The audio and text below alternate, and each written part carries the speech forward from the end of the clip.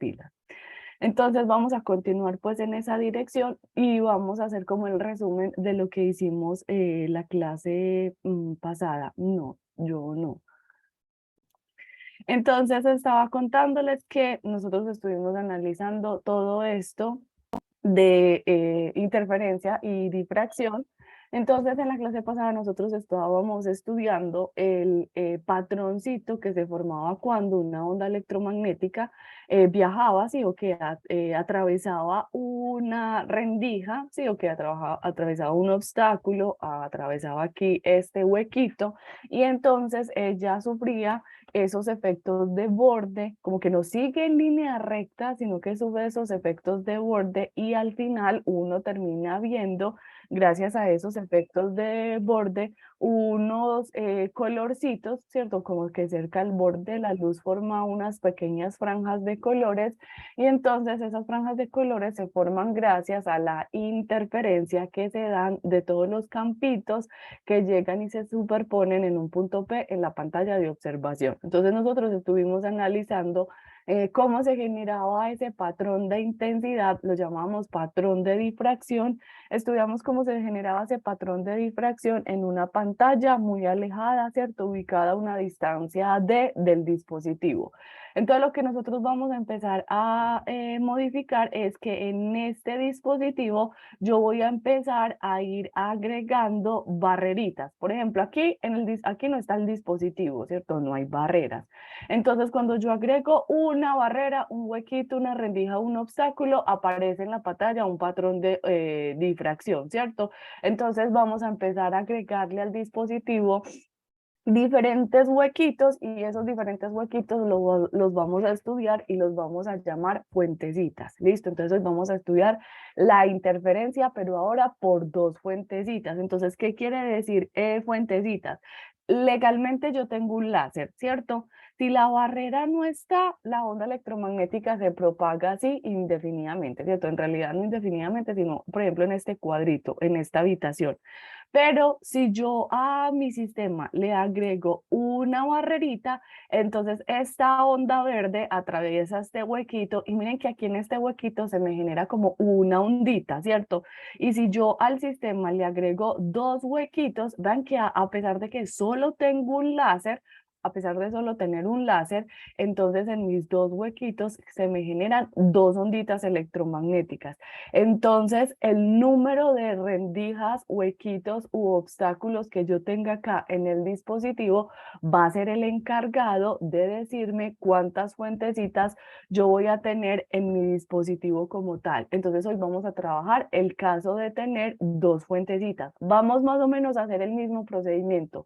Vamos a determinar el desfase entre el primer y el último campo. Vamos a determinar el campo. Con el campo vamos a determinar la intensidad y luego vamos a determinar los máximos y los mínimos. ¿Listo? Entonces este campo que hay acá es muy importante porque va a empezar a aparecer en todos nuestros desarrollos matemáticos. Este campo total fue la suma de este primer campito y este último campito, ¿cierto? Entonces a este campo total yo lo voy a llamar el E sub 0,1, ¿listo? Este fue el que encontramos por un solo huequito, es la suma desde el 1 hasta el N. Y ahorita cuando hagamos la deducción teórica de las dos fuentecitas, van a ver entonces cómo me aparece, ¿listo? Entonces como el dibujo que necesitamos se va a repetir un montón de veces, toca otra vez hacerlo. ¿Cuál es el dibujo que necesitamos? Necesitamos dispositivo y necesitamos a una distancia de la pantalla, ¿listo? Entonces aquí en mi dispositivo voy a hacer dos huequitos. Imagínense que las dos rendijas que hago son idénticas, entonces aquí tengo una rendija, ¿sí o qué? Y aquí tengo otra rendija, ¿listo? Esta es la otra rendija. Ay, no parece, pero imagínense más o menos que los huecos que traté de crear ahí son exactamente igualititos. Estos dos huequitos, ambos tienen el mismo tamaño B, sí, o que cada hueco está formado con el mismo borrador, entonces tienen el mismo tamaño B, y los dos huequitos van a estar separados, una separación a la que vamos a llamar la separación A. Cosa que esa separación la voy a coger desde la mitad de este huequito hasta la mitad de este otro huequito. Listo, así se mide la separación entre los huecos. También la separación se puede medir de otra forma. Imagínense en que esto es un pedazo de cartulina, ese pedazo de cartulina que yo pongo ahí en mi dispositivo, pues como para que mi onda electromagnética viaje. Y entonces yo llego y hago lo siguiente, ¿cierto? Imagínense en que la vista que se está viendo ahí en esto que se llama el dispositivo es esta. Cada huequito de estos dos está exactamente, ay, no, este me quedó muy corrido, está exactamente separado por esta separación A. Se puede medir desde este principio del hueco hasta este principio del hueco. O se puede medir desde este final del hueco hasta este final del hueco. O como lo tengo ahí en el dibujito, lo coloqué desde la mitad hasta la mitad del siguiente hueco consecutivo. Eso es lo que se llama A. Listo. Y no importa por dónde se mida. De forma tal que, por ejemplo, en la próxima clase que vayamos a estudiar 3 fuentes, 4 fuentes, 5 fuentes, si yo cojo y hago este pedazo de cartulina, un tricito un poquito más grande, entonces yo acá abajo exactamente a la misma separación A podría volver y colocar un tercer hueco, un cuarto hueco, un quinto hueco, así sucesivamente. Listo. Los huequitos que vamos a colocar en el dispositivo, los que me van a dar las fuentecitas, se crean igualitos todos, del mismo tamaño B y con la misma separación A. Entonces, por ejemplo, este huequito tiene tamaño B, este huequito tiene tamaño B y este huequito tiene tamaño B. ¿Listo? Todos se crean exactamente igualiticos. Para que cuando yo prenda aquí mi láser, mi radiación electromagnética, entonces toda mi onda electromagnética atraviese con la misma longitud de onda, con la misma frecuencia, con la misma intensidad inicial, todos los huequitos que me componen el dispositivo, y entonces así aquí en la pantalla de observación se me pueda como reflejar a mí un patrón de fuentes coherentes. Pantalla. Cuando las fuentecitas tienen la misma longitud de onda y la misma frecuencia, a el patrón que se le forma se le llama un patrón de fuentes coherentes. Listo. Te recuerdo pues que en el dibujito coloqué 3 fuentecitas, pero legalmente estamos analizando el caso de 2 fuentecitas, como lo dice el titulito. Listo, entonces ahora, ¿qué vamos a estudiar en el punto P? En el punto P vamos a estudiar toda la superposición de mis ondas electromagnéticas. Entonces yo voy a suponer que de este sistemita aquí en particular, sí, o que de este que estoy trabajando acá, yo voy a colocar mis N campitos, ¿cierto? Entonces yo voy a coger de este huequito y de este huequito voy a colocar el primer y el último campito, ¿listo? Después, para no repetir el procedimiento que hicimos la clase pasada, miren lo que voy a hacer. Del primer y del último campito empiezo a dividir todo este huequito, lo empiezo a dividir en N fuentecitas infinitesimales. Ay, caramba, me da voz de la de hoy.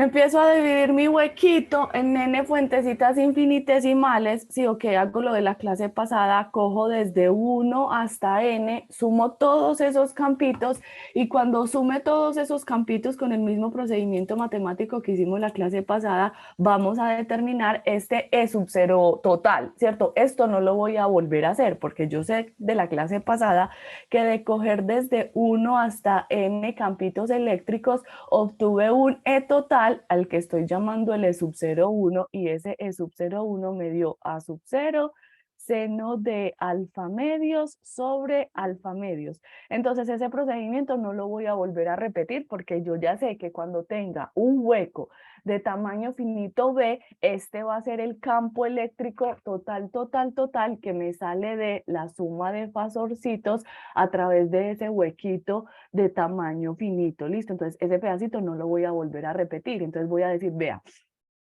construyo mis dos huequitos. El primero lo lleno de rayitos desde 1 hasta n, los sumo y entonces cuando los sume por ese huequito voy a determinar un E sub 0,1. Listo. Termino mi primer procedimiento. Sigue el segundo procedimiento. Entonces el segundo procedimiento es el segundo hueco. También se divide en n fuentecitas infinitesimales. Entonces empiezo a hacer la división en el huequito, cojo el primer rayito, el último rayito. Luego de hacer esa división, empiezo a hacer la suma de los n campitos infinitesimales que dividí ahí, súper chiquiticos. Y después de hacer la suma, yo ya sé otra vez que desde 1 hasta n voy a volver a determinar el mismo campo eléctrico E sub 0,1, ¿cierto? Entonces, que legalmente este E sub 0,1 me va a aparecer en realidad dos vecesitas. Uno para el primer huequito que analice y dos para el segundo huequito que analice, ¿cierto? Y legalmente este E sub 0,1 y este E sub 0,2, como los dos huequitos, las dos rendijas son idénticas, en realidad estos dos campitos eléctricos tienen que ser iguales. ¿Listo?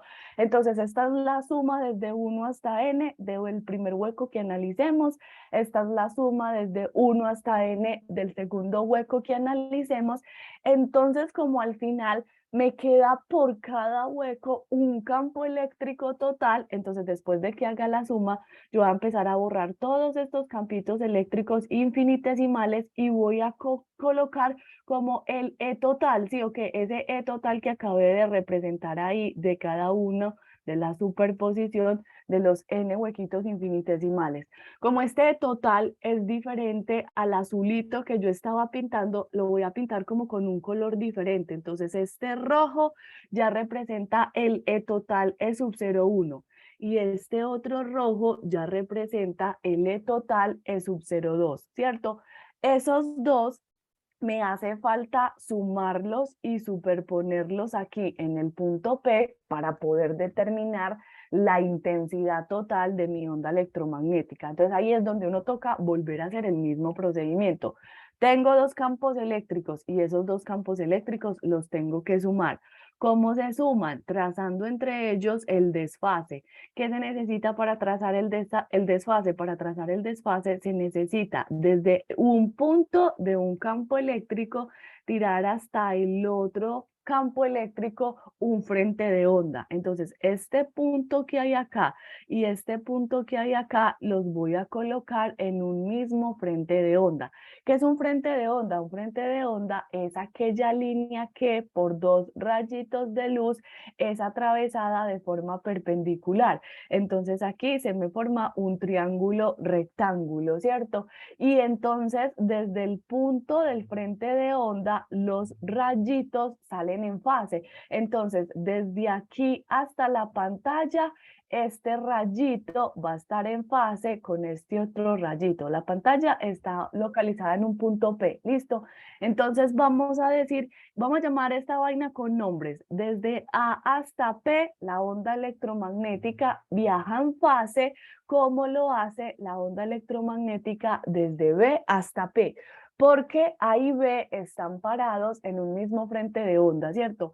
Entonces hay un cachito que no está parado en el frente de onda, ¿cierto? Ese cachito es el punto que hay desde acá hasta acá, ¿cierto? Y ese cachito uno lo llama la diferencia de camino geométrico, ¿cierto? ¿Cómo se calcula, por ejemplo, una diferencia de camino geométrico? Una diferencia de camino geométrico se calcula diciendo, imagínense en que todo el segmento grande, desde este punto negro hasta el punto P, todo ese segmento se llama el segmento R1, todo el grandote. Mientras que desde A hasta P se llama R2, ¿cierto? Pero como AP y BP son iguales, este cachito de acá es al segmento más grande que se llama R1, este segmentito de acá es igual. Supongamos que este punto se llama CB, ¿cierto? Entonces todo el segmento se llama CP, ¿cierto? Pero CP todo el segmento grande se llama CP y CP es igual a R1, ¿cierto? Y el segmento que estoy calculando, el delta de R, se llama CB, ¿cierto? Pero CB es igual al más grande, que es CP, que es igual a R1, menos el más pequeño, que es BP. Pero BP es igual a CP, perdón, pero BP es igual a AP. AP, ¿cierto? AP se llama R2 y R2 por la onda recorrer a partir del frente de onda es igual a BP. Entonces, por eso yo puedo decir que el delta de R es R1 menos R2 o el recorrido más grande menos el recorrido más pequeño. Listo, entonces este cachito de acá es R1 menos R2 y es lo que nosotros estamos llamando delta de R. ¿Listo? ¿Qué es delta de R? El pedacito que es diferente a los dos recorridos hasta la pantalla. AP y BP son los recorridos que son iguales y este segmentito CB, que se llama delta de R, es lo que es diferente. Y eso que es diferente es lo que me permite determinar el desfase entre las ondas. ¿Listo? ¿Cómo se calcula el desfase entre las ondas o entre los campos? No lo hemos hecho, pero entonces de una vez hagámoslo. Yo tengo dos campos eléctricos, el E sub 01 y el E sub 02. ¿Listo? Entonces, mi E sub 01 es igual a una amplitud inicial, tiene una forma senoidal, una dependencia temporal y una dependencia espacial. Y mi E sub 02 tiene una amplitud que es igualita, ¿cierto? Vean que los dos E sub 0 tienen la misma amplitud máxima, entonces tiene el mismo E sub 0, ¿cierto? Tiene una forma senoidal, una dependencia temporal y una dependencia espacial. Pero cada campo eléctrico sigue un recorrido diferente. Uno sigue un R1 y el otro sigue un R2. Entonces, si yo quiero calcularme el desfase, voy a llamar a este desfase delta. El desfase es la resta de dos fases. Entonces yo voy a llamar a esto fase, no sé, número 1 y a esta la voy a llamar fase número 2. Entonces el desfase es la resta de phi sub 2 con phi sub 1. Si yo me hago esto, esto sería omega t menos KR2 menos, entonces acá dentro de paréntesis sería omega t menos KR1. Si yo simplifico esta vaina, omega t y omega t se me cancelan, este menos y este menos se me vuelven más, entonces voy a colocar de primero lo positivo, que me queda KR1 menos KR2, entonces esto lo puedo escribir como K, saco como factor común R1 menos R2, entonces eso me queda como K por delta de R. Entonces, por eso es que el desfase entre los campos se define como K delta de R, ¿cierto? Siendo K es lo que conocemos como 2pi sobre lambda, y el delta de R es lo que sale de aquí adentro de este triangulito naranjadito, ¿cierto? Entonces, en ese triangulito naranjadito, uno sabe que este angulito de acá arriba hasta el angulito teta de observación, entonces uno se puede calcular el seno de teta como el cateto opuesto, que es delta de R, sobre la hipotenusa, que es el que está enfrente. Pero entonces, como yo cogí de este punto negro el E total y de este otro punto negro el E total, la hipotenusa va desde ese E total hasta ese E total y esas dos fuentecitas están separadas, una separación A. Entonces ahora esto va sobre A. En la clase pasada, este seno de teta iba sobre B, donde B representaba el ancho de cada obstáculo. Y cuando uno analiza el ancho de cada obstáculo, uno está analizando la función de difracción. Pero hoy estamos analizando dos fuentecitas con una separación A. Esa separación A es la separación entre cada obstáculo. Entonces, cuando uno analiza la separación, ya va a analizar es la función y lo que hoy vamos a definir como la función de interferencia. ¿Listo? Entonces, si me despejo de esta ecuación matemática, el delta de R, entonces sería simplemente mandar el A para que a multiplicar, entonces delta de R me va a quedar como A seno de teta. Entonces, ahora mi desfase es 2pi sobre lambda, 2pi sobre lambda, y esta vaina viene multiplicada por el a seno de teta. ¿Listo? De esta ecuacioncita, lo que me interesa es lo que va a aparecer ahorita en el campo total, en el argumento de la función trigonométrica, y yo ya sé que me va a aparecer un delta medios. Entonces me voy a despejar de una vez delta medios, que va a ser pi sobre lambda a seno de teta. Este delta medios se parece como al delta medios de la clase pasada. Lo voy a en rectangular, ¿listo? El de esta clase es delta medios y viene acompañado con alfa. Entonces, delta medios es cuando estemos hablando de los efectos de la interferencia. Y el de la clase pasada, para hacer de una vez el resumen y a estar haciendo como el recorderis, fue el alfa medios, listo. Entonces en alfa medios, vean que aquí en alfa medios me salía el parámetro B, ¿cierto? Me salía el parámetro B. Y en la clase, cuando me calculé el patrón, a esa función, a toda esta función de acá, la llamé función de difracción, listo. Entonces este desfase está relacionado con la difracción porque aparece la letra B, mientras que el que estamos analizando se relaciona con la interferencia porque me aparece la letra A. ¿Listo? Listo, entonces tengo mis dos campos que están desfasados una cantidad delta. Entonces ahora toca representar esa vaina matemáticamente, ¿cierto? ¿Cómo se representa esa vaina matemáticamente? Yo tengo dos campos, entonces los voy a colocar. Imagínense que este es el campo E sub 01 y ese sub 01 total es el que tengo que sumar con el E sub 02. ¿Listo? Los puedo sumar como yo quiera. Lo tengo ahí sumándose con la regla del triángulo, pero por ejemplo, lo podría sumar con la regla del paralelograma. Vamos a imaginarnos que los dos vectores son diferentes, pero usted ya sabe que según esto que calculamos aquí abajito, E sub 01 y E sub 02 son iguales, ¿listo? Entonces no los voy a poner del mismo color, pero los voy a colocar de colores diferentes y usted ya sabe que son iguales, como para diferenciarlos nada más, como para que se puedan diferenciar, ¿listo? Entonces supongan, por ejemplo, por cosas de la vida, que el verde es, no sé, L sub 0, control Z, que el verde es L sub 02 y que el negro es L sub 01, listo. Entonces, usted los puede sumar así como yo los tengo, que es como con la suma del triángulo. A mí me enseñaron que si usted tiene un vector, entonces como los vectores son libres, usted comienza el vector en la cola y donde está la cabeza, coloca la siguiente cola para poder sumarlos, ¿cierto? Y el vector suma de ese vector negro y de ese vector verde sería de ese paralelograma que se forma esta diagonal, ¿sí o qué? O si a usted no le gusta sumarlo así de esa forma, entonces usted puede construir lo que yo estaba tratando de construir ahí, que es como el paralelograma, ¿cierto? Entonces usted puede coger este otro vectorcito, colocarlo aquí, formar exactamente el paralelograma y después de esa vaina a trazarle como la diagonal, ¿cierto? Entonces la diagonal sigue siendo el vector rojito que tengo ahí. Entonces ese vector rojo es la suma de este que sería como L sub 01, de este que sería L sub 02 y el vector rojo sería L sub 0 total, total, total. Ese que queremos para poder determinar la intensidad. ¿Listo? Entonces yo tengo el negro es L sub 01, ¿cierto? Este vector de acá sería L sub 02, cuya amplitud máxima es 0. ¿Listo? Porque acuérdense que eso está rotando.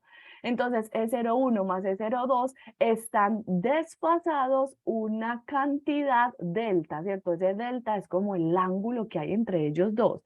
Entonces, esta cantidad que hay aquí en naranjadito es el ángulo o el desfase delta que nos acabamos de calcular. Pero vean el montón de propiedades que me aparecen. ¿Listo? Legalmente, este vector rojo que es el E sub 01 y este verde que es el E sub 02 tienen la misma amplitud. Entonces, miren que aquí abajo se me forma un triángulo isósceles porque sus dos laditos son iguales, ¿cierto?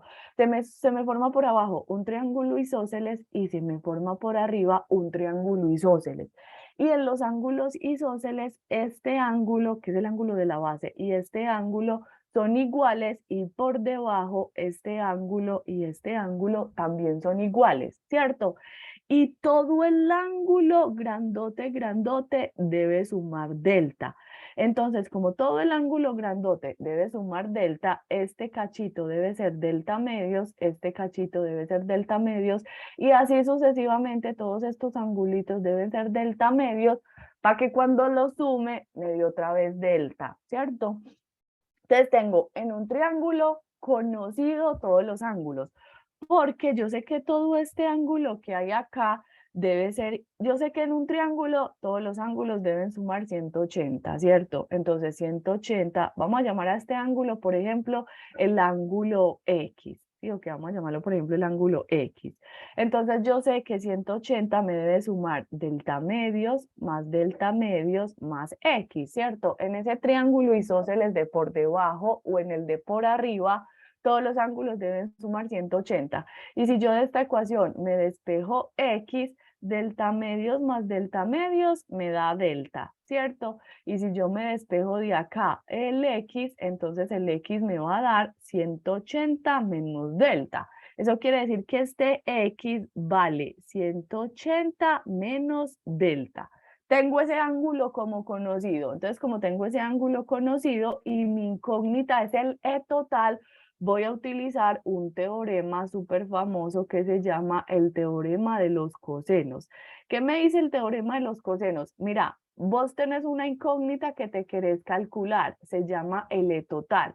Entonces vos con este teorema lo podés determinar. ¿Cómo se aplica el teorema? Ese lado al cuadrado que queremos es igual a la suma de cada uno de los dos laditos que ya conocemos menos 2 veces el producto de esos dos laditos, y por eso se llama el teorema de los cosenos, multiplicado por el coseno del ángulo entre esos dos laditos, ¿cierto? Entonces me queda esta expresión.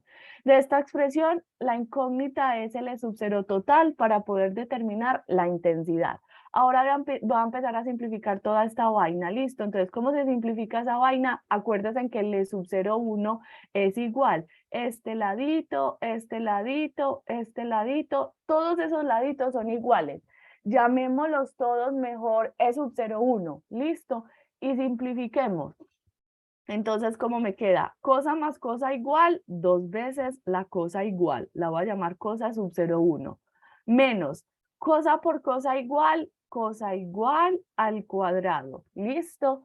Y este pedacito que hay acá lo voy a simplificar. Voy a expandir aquí arribita el coseno. ¿Cómo se expande el coseno? El coseno se expande coseno por coseno.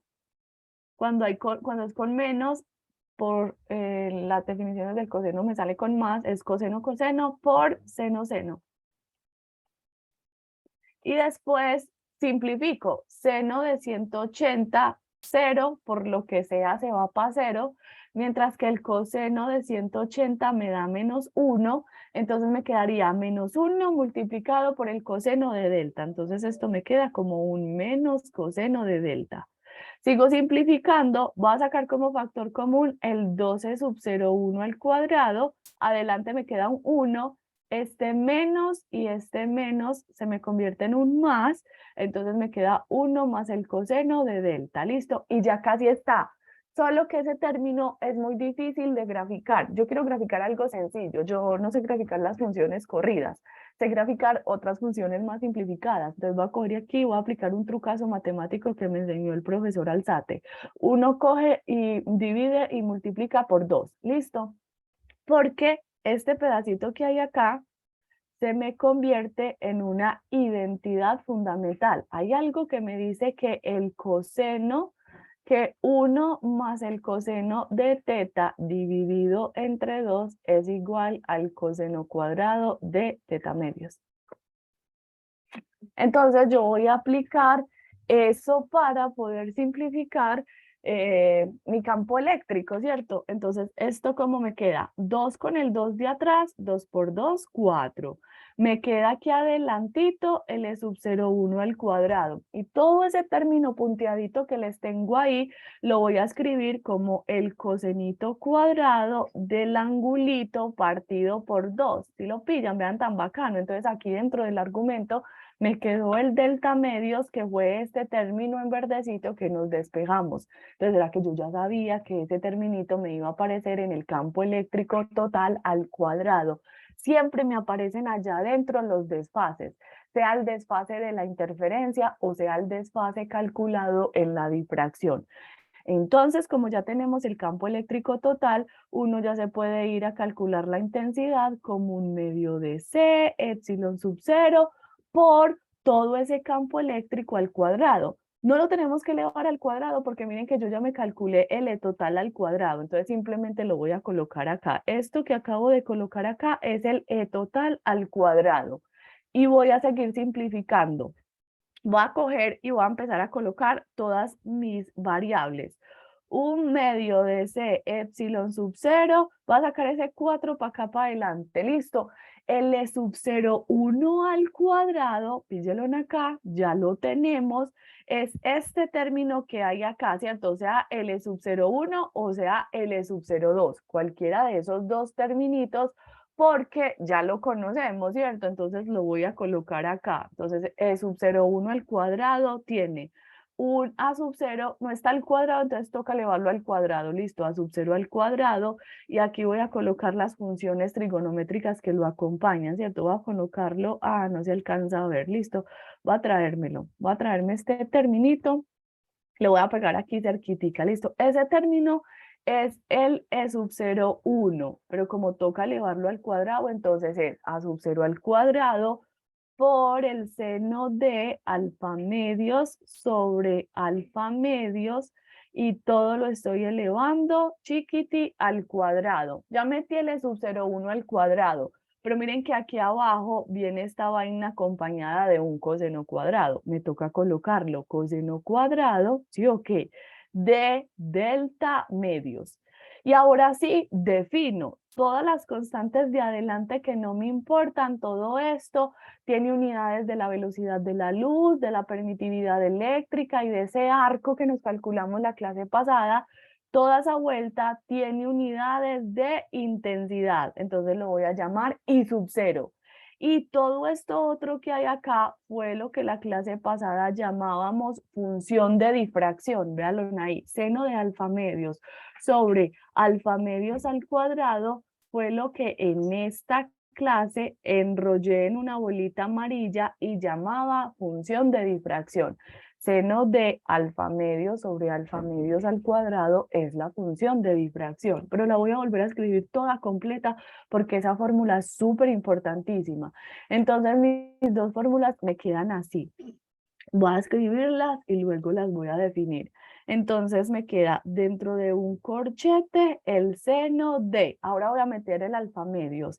El alfa es con B, entonces es pi lambda B seno de teta sobre pi lambda B seno de teta. Todo va elevado al cuadrado. Y este de acá queda multiplicado por el coseno cuadrado del de hoy. Delta es con A, entonces es pi lambda, uy, qué pie tan feo. Pi lambda A seno de teta. Entonces aquí recuerdo las definiciones, ¿cierto? Este señorito en la clase pasada lo llamábamos como un sombrero mexicano y era la función de difracción. Y este que es nuevo lo vamos a llamar entonces la función de interferencia. Eso quiere decir que yo ya analicé la función de difracción. Ya sé que tiene un lóbulo central, unos máximos laterales, tiene unos mínimos. Yo ya sé analizar la función de difracción. ¿Qué me hace falta analizar? La función de interferencia, porque al final simplemente mi intensidad va a ser el producto de la función de difracción, que ya la sé analizar, por lo que no sé analizar, que es la función de interferencia. Entonces yo voy a coger y voy a analizar solo la función de interferencia, ¿cierto? Entonces voy a analizar la función de interferencia y voy a ver esa función de interferencia cuando me da interferencia constructiva. Acuérdense que la interferencia constructiva tiene muchos sinónimos.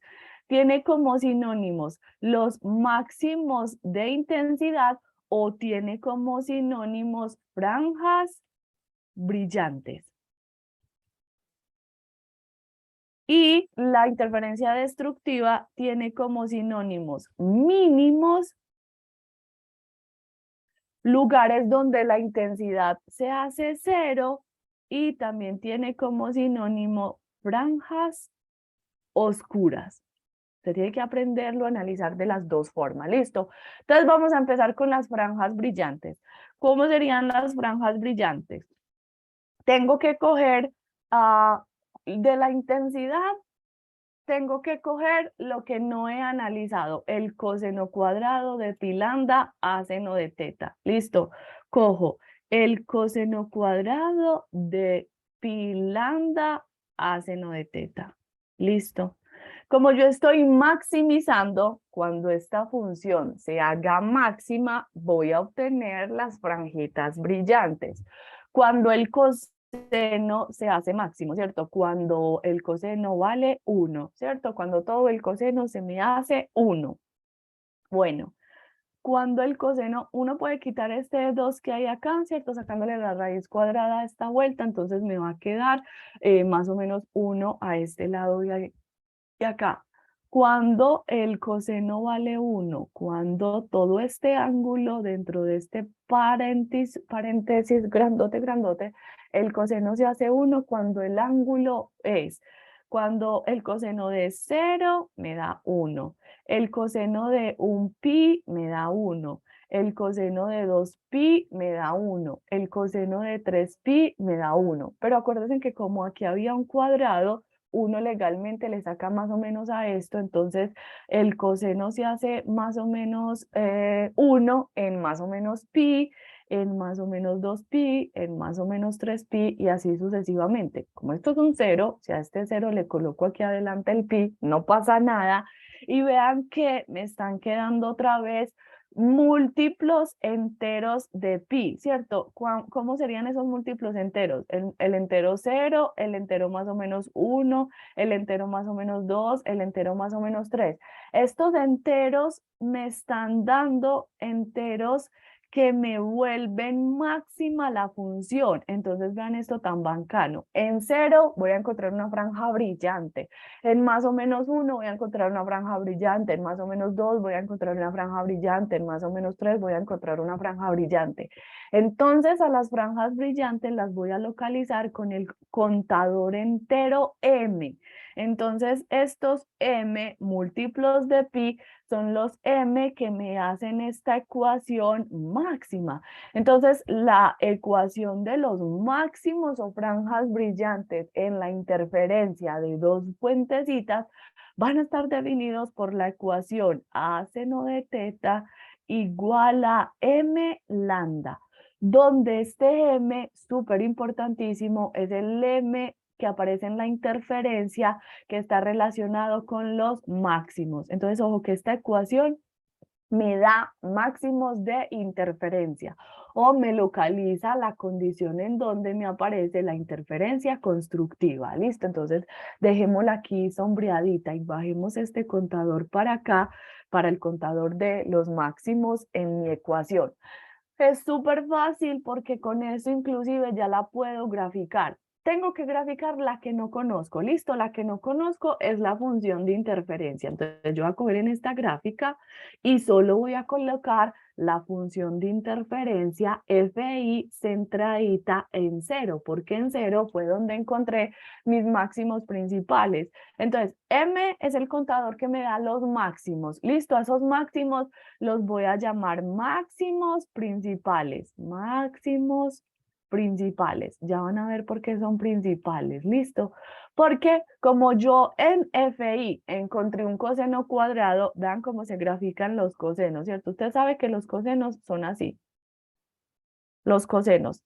Pero como tenemos que graficar es un coseno al cuadrado, los cosenos al cuadrado dicen que en los ejes no pueden aparecer valores negativos, estos valores negativos no salen. Entonces esas barriguitas uno las coge y las refleja para arribita, las sube. Ay, aquí quedó muy feo, pero algo así. Entonces, la gráfica del coseno cuadrado simplemente sería coger aquí en este dibujito y colocar siempre esta barriguita hacia arriba, no colocarla hacia los valores negativos, ¿cierto? Entonces, simplemente escoger esta barriguita y empezarla a pegar por todas partecitas. Entonces, graficar un cosenito al cuadrado es súper fácil porque simplemente es empezar a poner todas estas barriguitas así, ¿cierto? Entonces, esa es la gráfica de la FI, de la función de interferencia. ¿Listo? Esta gráfica es la función de interferencia, entonces esta gráfica es de intensidad para la función de interferencia. Y como en el eje horizontal estoy tratando de colocar a mis señoritos máximos principales, entonces los máximos principales son en 0 se encuentra una franja súper brillante.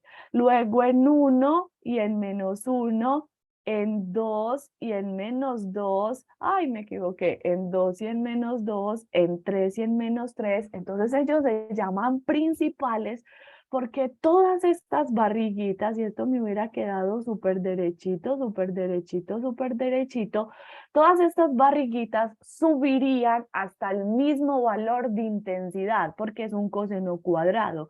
Entonces se supone que ahora lo que yo tendría que hacer sería coger la gráfica del sombrero mexicano con la gráfica del cosenito cuadrado que acabé de colocar, superponer esas dos funciones para poder determinar la intensidad total, total, total, listo.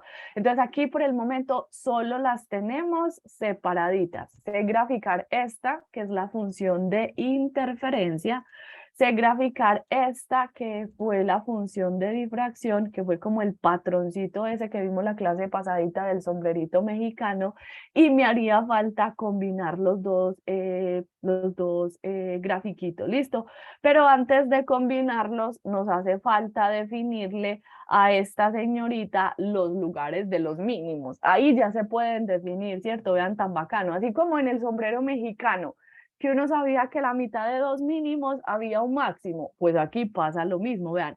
Este es un máximo y este es un máximo y a la mitad de él hay un mínimo. Un mínimo sería un lugar donde la intensidad vale 0, ¿cierto? Entonces los puntos de este dibujito son los lugares donde la intensidad se hace 0. Vean, los tan bacanos. Entonces uno también como que podría ya hacer una trampa y determinar como la condición de los mínimos. Aquí serían semienteros, ¿cierto? En 0,5, en 1,5, en 2,5. Ahí estarían parados los mínimos en la intensidad. ¿Listo? Tienen que aprender varias formas de determinar las condiciones de los máximos y las condiciones de los mínimos. ¿Listo? Esta fue a partir de la función FI, ¿cierto? Cogimos la función FI y a la función FI la maximizamos. Con eso determinamos la ecuación de interferencia constructiva. Pero existe otra forma y se las voy a enseñar para que después lo hagan muy fácil. Yo sé cuál es el desfase de mi problema. Listo, este es el desfase en naranja. 2pi lambda a seno de teta, ¿cierto? Lo voy a colocar acá. El desfase es igual a 2pi lambda a seno de teta. Listo, resulta y sucede que si yo cojo ese desfase y lo igualo a un par por pi, si yo hago eso, obtengo también la ecuación de la interferencia constructiva. Listo, lo voy a demostrar. Voy a dejar este lado de 2mpi igual y a este lado voy a colocar la definición del desfase. 2pi sobre lambda a seno de teta. Entonces, este 2pi con este 2pi de este lado se cancelan y me queda la ecuación a seno de teta igual a m lambda, que en rectangulé en verde, que de ahora en adelante vamos a llamar la ecuación de los máximos principales de la interferencia.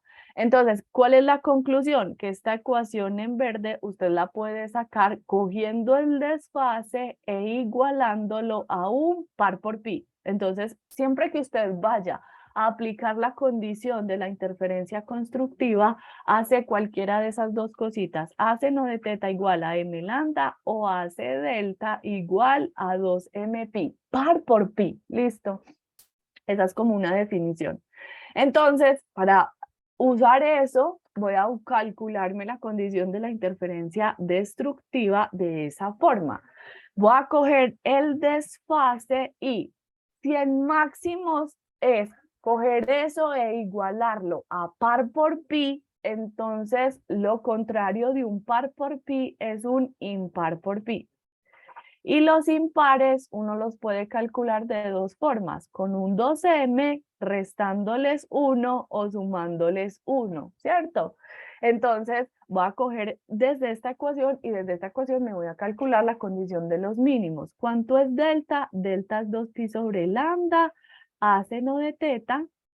Y si igualo eso a un impar, ahí me quedó multiplicarlo por pi, porque es impar por pi. O sea, las condiciones son par por pi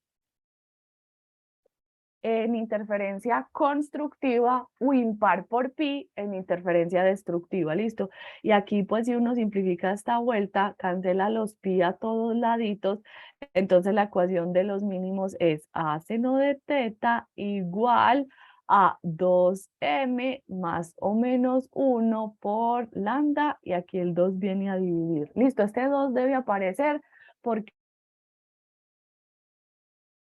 bueno, legalmente uno le puede poner el medio al lambda o se lo puede colocar, borremos esto, o se lo puede colocar aquí al paréntesis, ¿cierto?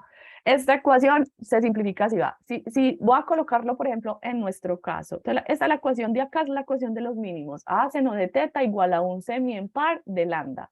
Porque en esta ecuación, este pedacito que hay acá, el 2m más o menos 1, es el que sale a los laditos, ¿cierto? Entonces lo voy a calcular acá. 2m más o menos 1 sobre 2. Se supone que esto es lo que me da las posiciones de los mínimos. Entonces, si m es 0, me queda 2 por 0, 0, más o menos un medio, ¿cierto? Entonces, más o menos un medio me da 0.5 más o menos. Entonces, eso quiere decir que aquí está localizado el primer mínimo en 0.5 y aquí está localizado el otro mínimo en menos 0.5. Esto es para el caso m igual 0. Para el caso m igual 1, entonces sería 2 por 1, 2, 2 por 1, 2, ¿cierto? Hagámoslo primero para el caso positivo, ¿cierto? 2 por 1, 2 más 1, 3 medios. Entonces ahí me estaría yendo al 1,5, pero si hago la resta me iría al menos 1,5 y así sucesivamente, listo. Entonces estos puntos que voy a colocar mejor aquí como en amarillo me van a representar esos mínimos con esa condición de allá. Entonces acá este dibujito es súper poderoso porque me permite analizar máximos y mínimos de interferencia. ¿Listo?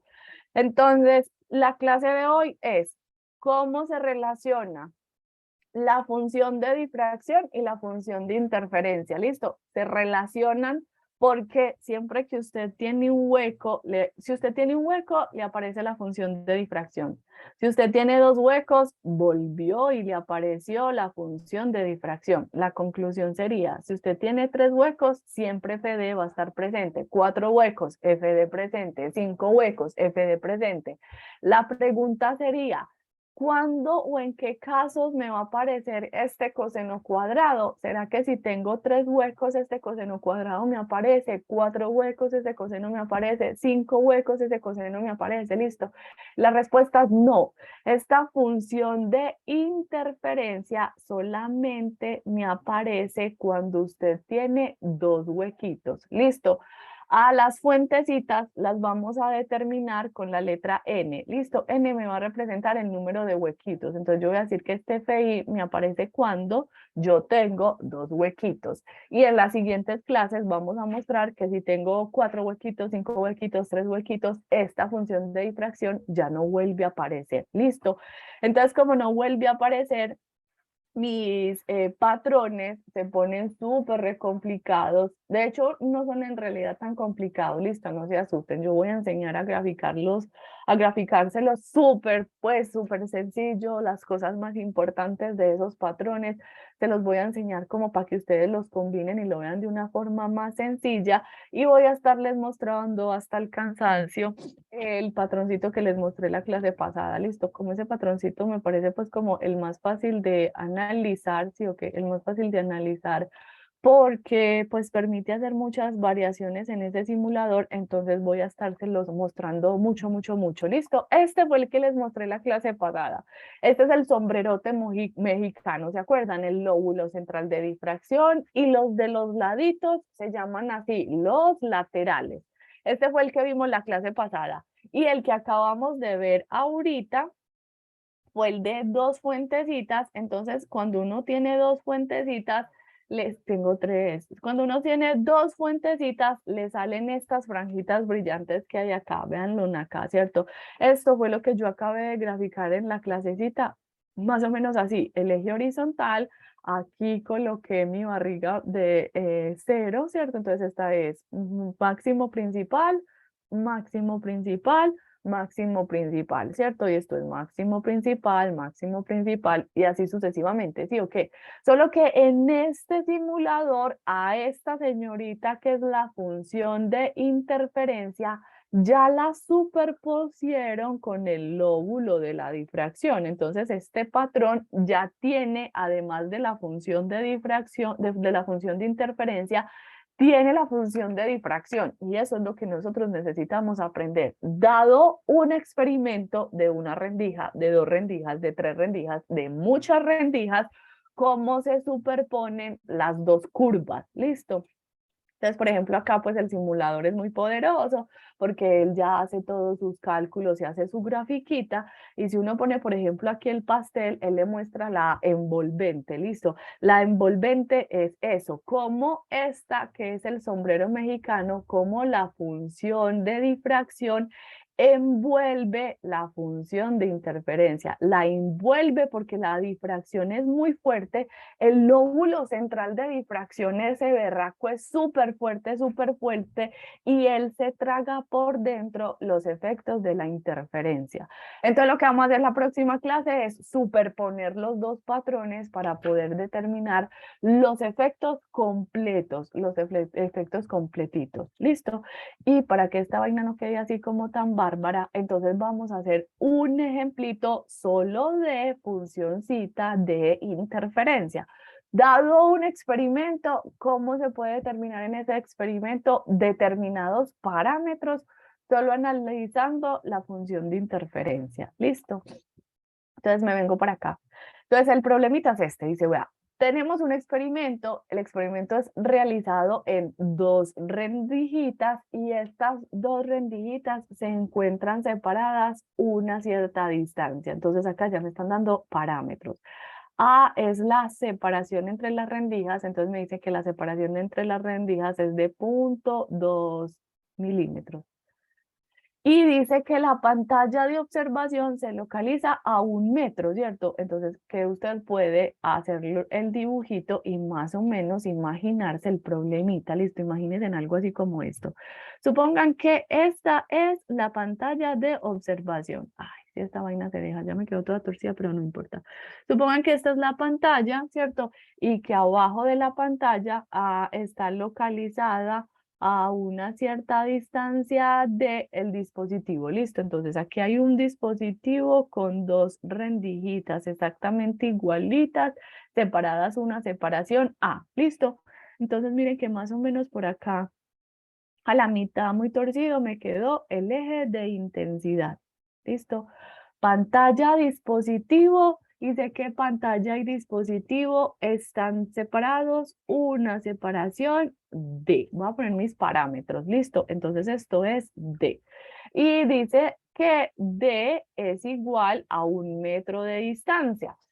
La pantalla del dispositivo está súper lejos, súper lejos, súper lejos. Como mi experimento es de dos rendijas, entonces yo ya sé analizar mi espectro de dos rendijas. Yo ya sé que me va a salir un coseno cuadrado y que ese coseno cuadrado es un montón de franjas brillantes, franjas oscuras, franjas brillantes, franjas oscuras, ¿cierto? Entonces yo voy a coger este dibujito y lo voy a empezar a duplicar por acá. Bueno, ahí se me fue esa raya en la mitad, pero ni modo. Entonces lo voy a pegar, tengo mis máximos al lado positivo y al lado negativo. Vamos a pegar uno más. Listo, uno más, así. Entonces dice, va, ese es el patrón que usted observa porque está haciendo el experimento de las dos rendijas. ¿Listo? Entonces dice, va, si observa que la segunda franja brillante, entonces, ¿cuál sería la segunda franja brillante? Depende. Si se cuenta o no se cuenta la central. Legalmente la central no se cuenta porque es la del cero o se cuenta a partir de cero. Entonces, pongo el contador de los máximos principales.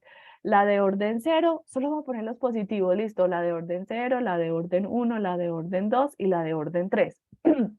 Si yo ya conté la de orden 0, yo sé que esta es la segunda franja central, ¿cierto? O sin contar la de orden 0 es arrancar 1, 2, listo. Entonces hay que ver bien si usted cuenta o no cuenta el 0, listo.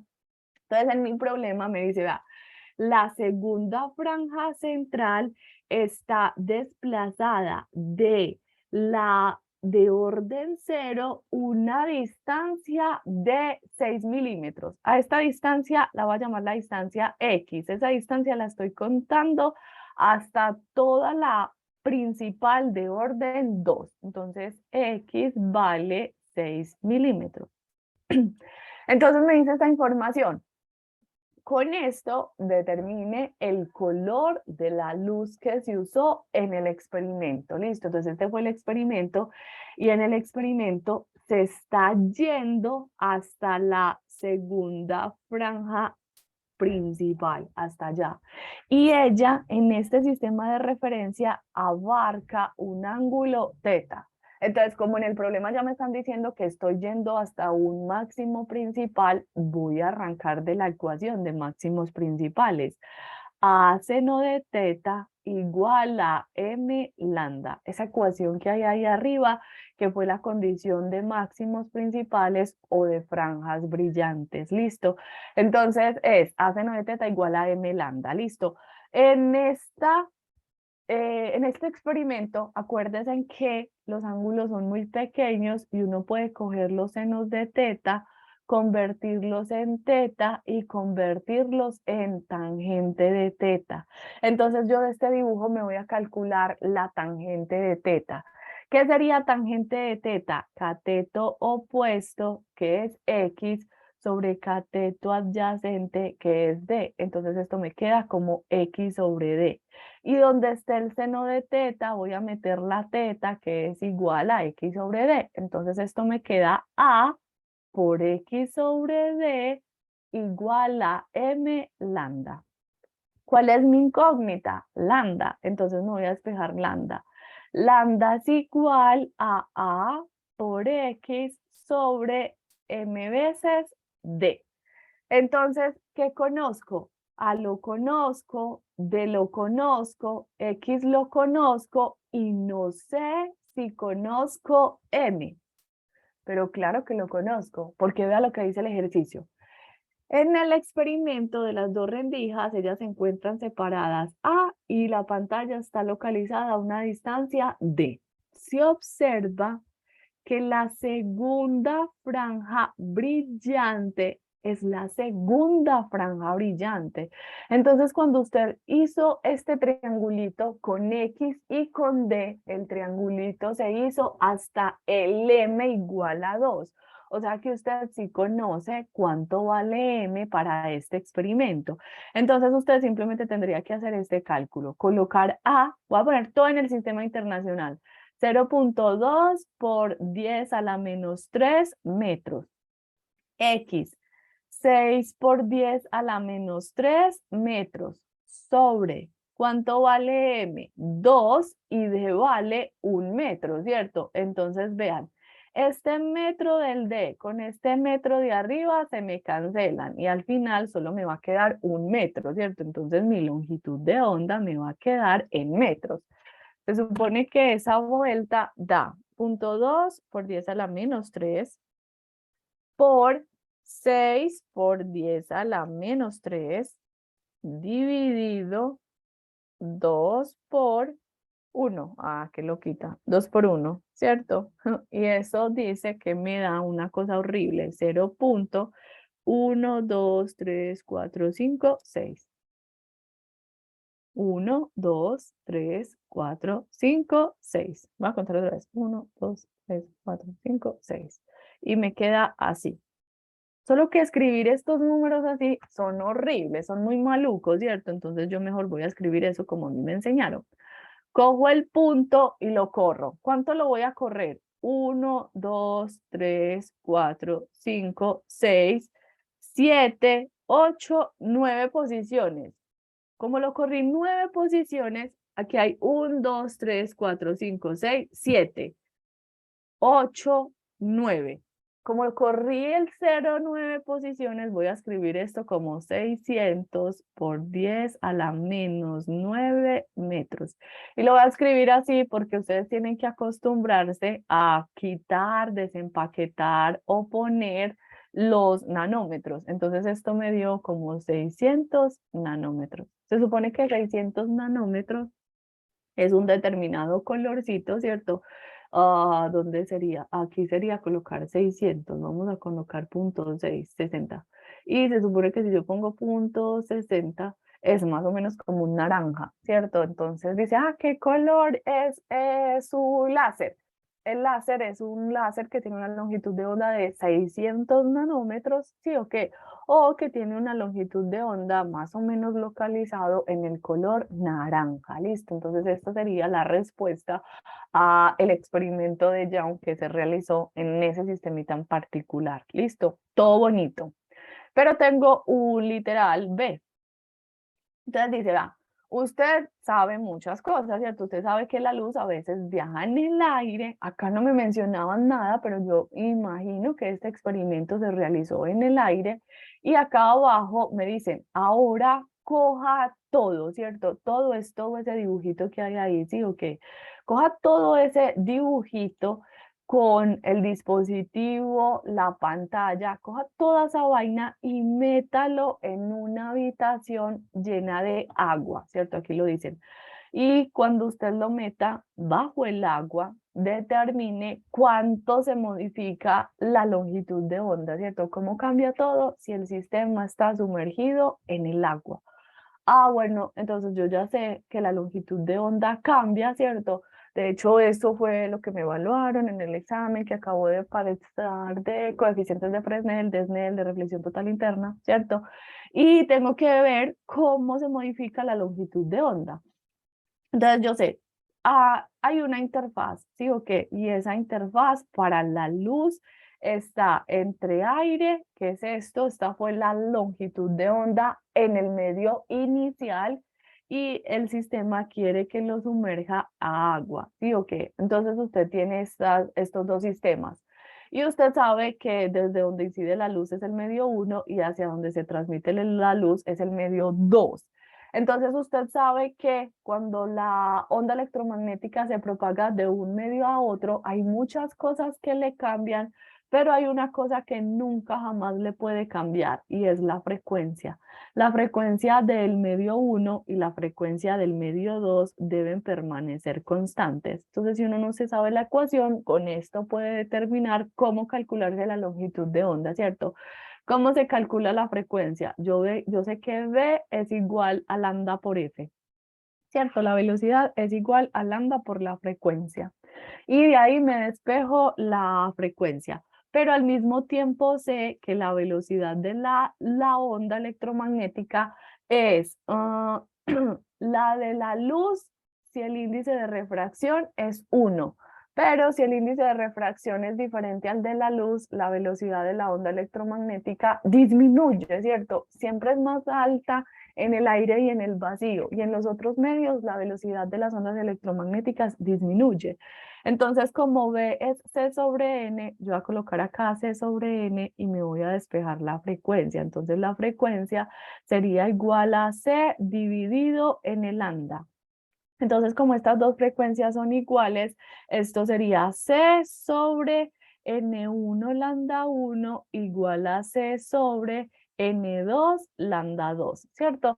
Y puedo coger esto para allá, esto para acá, o simplificar la velocidad de la luz y luego invertir. Entonces me queda que N2 lambda 2 es igual a N1 lambda 1.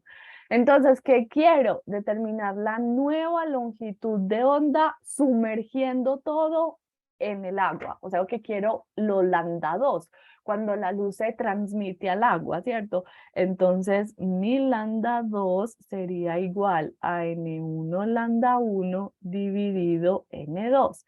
¿Quién es N1? Aire. ¿Quién es lambda 1? 600 nanómetros. ¿Y quién es N2? El agua. Entonces simplemente sería 600 dividido 1.33 y esa vuelta nos dice que el color se modifica a los 451 voy a ponerlo con 3.3, con 2 nada más, listo. Entonces que mi longitud de onda se modifica como para unos 450, ¿cierto? Para unos 450. ¿Será que aquí da colocar 450? 450 me fue. 2, 3, 4, 5. Así más o menos. O sea que estamos de amarillo al rango de los azulitos. Listo. Entonces eso quiere decir que cuando usted hace este experimento bajo el agua, el color de las franjas, perdón, se ven diferentes. Y ok, imagínense en algo así como esto. Quitemos este y pongamos una rendija así para que se vea solo el espectro de franjas brillantes y franjas oscuras. Si usted está haciendo el experimento bajo el agua, usted vería estas franjas brillantes y estas franjas oscuras. Pero si usted hace el experimento afuera en el aire, usted vería estas franjas brillantes y estas franjas oscuras. Y las vería más gruesas y de un color diferente, ¿cierto? Fíjense en que estos patrones van cambiando. Voy a poner aquí como un pastel a ver si uno se lo puede pillar de una forma más fácil. Listo. Esta es donde siempre debe salir la franja central, porque esta es la de orden cero. Para cualquier color, aquí sale la de orden cero. Listo. Y esto desde acá hasta acá es la separación entre la de orden cero y la de orden 1 para el naranja. Entonces voy a poner que esta es la separación X del naranja, XN. Y voy a hacer la variación aquí encimita para el otro color que habíamos encontrado ahora en 450.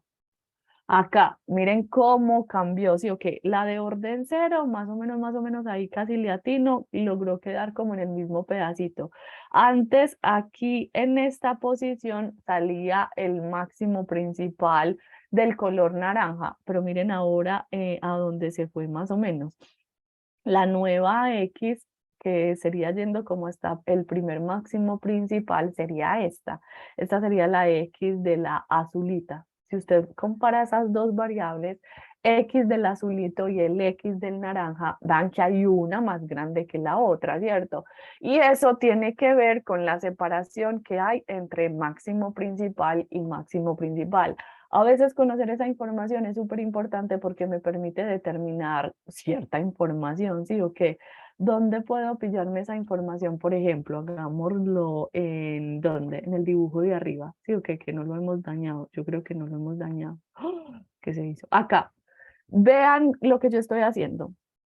Esta es la pantalla. Imagínense que aquí abajo está el dispositivo con las dos ranuritas y yo estoy yendo de uno hacia otro. En el dibujo que les estaba mostrando allá de las franjas brillantes y de las franjas oscuras, los X que estaba contando eran estos, desde el de orden 0 hasta el de orden 1. Listo, así, ¿cierto?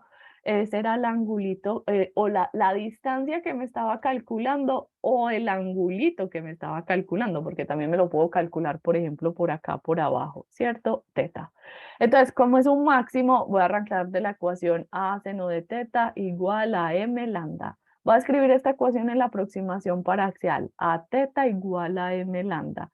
Y luego de esta ecuación, yo pude calcularme ese teta para el 1, para el 2, para el 3, para cualquiera. Entonces vean que yo puedo pararme en cualquier delta de teta variando el delta de m. Entonces de esta ecuación yo me puedo calcular ese delta de teta como delta de m lambda sobre a. Entonces yo estoy yendo desde el 1 hasta el 0. Si yo hago esa resta, 1 menos 0, hagan la niveraz, 1 menos 0, ese delta de teta me da 1 menos 0, 1. Entonces me daría un lambda sobre a. O sea que esta distancia que hay entre máximo principal y máximo principal es de lambda sobre a. Uno pensaría que solamente eso se cumple para el de orden 0 y el de orden 1, el máximo principal de orden 0 y el máximo principal de orden 1. Pero si uno viene entre estos dos, entonces ya el delta de m sería 2, que es el final, menos el inicial, que es 1. Y 2 menos 1 otra vez me vuelve y me da 1. Entonces, siempre que vayan entre máximo principal y máximo principal consecutivos, siempre dos consecutivos van a estar separaditos una distancia lambda sobre a, ¿cierto? Entonces vean que esto me dice que arriba en el numerador me aparece lambda, ¿sí o qué? Lambda sobre a.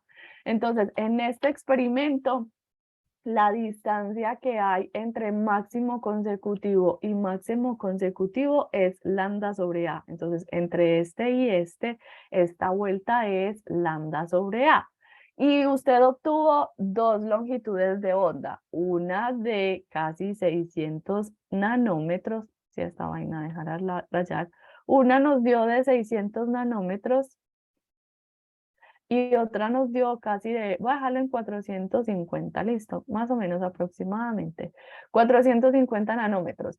Entonces, obviamente, ¿qué va a ser más grande en lambda sobre A? Como A no está cambiando, lambda sobre A va a depender del lambda más grande. Va a ser más grande la relación lambda sobre A para el valor de 600 nanómetros que para el valor de 450 nanómetros. Entonces, este es lambda sobre A para el azulito, y si yo coloco ahí encima el patrón del naranjadito, pongamos un naranjita que se vea ahí pues como bien exagerado, vean que el lambda sobre A para el naranja pues obviamente cambió muchísimo, ¿cierto? Este ya viene hasta acá. Este es lambda del naranjita sobre A. Entonces también por esa razón es que es más grande, pues porque la longitud de onda es más grande, porque no estábamos modificando la separación entre las fuentes, ¿cierto? O sea, usted está haciendo el mismo experimento con el mismo dispositivo, con la misma separación, lo único que está cambiando es que está cambiando las condiciones del medio. Entonces, como se está modificando solo el índice de refracción, lo único que se está modificando es la longitud de onda. ¿Listo? Entonces, ¿esto como para qué sirve? Ah, bueno, cuando usted tiene experimentos de doble rendijas, usted puede hacer cálculos de separación entre máximos principales, puede hacer cálculos de tetas, de posiciones en determinadas posiciones, valga la redundancia. Usted puede pararse en máximos principales o puede pararse en mínimos, ¿cierto? Puede hacer cálculos de tetas o, como hicimos en el ejemplito, muy bobito, pero muy lindo porque sirve para muchas cosas, puedo hacer cálculos de lambdas o, vean, pues en esta ecuación hay muchas vueltas, o sea, yo di A, D y X para calcular lambda, pero mi incógnita podría ser A, o mi incógnita podría ser X, o mi incógnita podría ser D, o mi incógnita podría ser M, ¿cierto? O no, Profe, o incluso ahí, qué pena, dele. se me ocurre como no haber hallado lambda así, sino con esa fórmula que tú nos diste, es 2 lambda sobre A, Ujú. porque serían 2 lambda sobre A, esa X sería 2 lambda sobre A.